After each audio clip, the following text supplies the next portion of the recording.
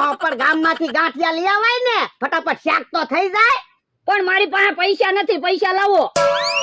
હે ખિસ્સામાં પૈસા નથી? પૈસા ક્યાંક પડી ગયા છે? હે ક્યાંક ઓરડીમાં તમે મૂક્યા હશે પૈસા. ના ના લ્યા, ઓલી વાડીએ ગયો ત્યારે તો ખિસ્સામાં પૈસા હતા. કેટલા પૈસા હતા ભોળા દાદા?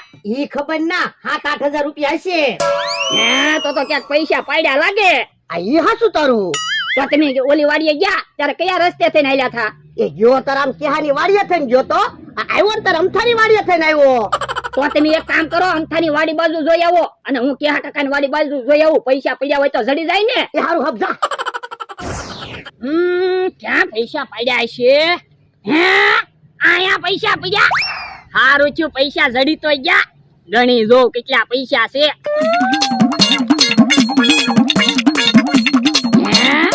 ભોળા દાદા તો એમ કહેતા હતા 8,000 રૂપિયા છે, પણ આ તો 9,000 રૂપિયા છે.